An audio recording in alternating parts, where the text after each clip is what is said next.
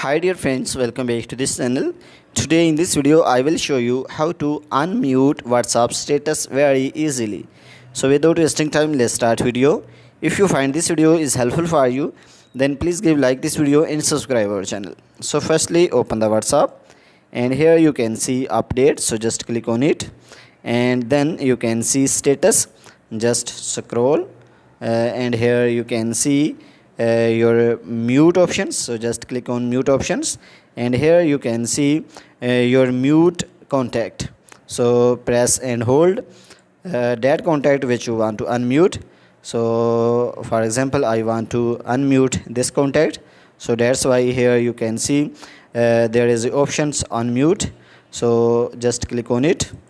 So you can see this contact is unmute. So if you want to unmute the other contacts, just again press and hold that contact and again click on unmute. So guys, in this way you can unmute all contact very easily. So guys, in this way you can unmute all WhatsApp status contact. So guys, if this video is helpful for you, then please give like this video and subscribe our channel. Thanks for watching.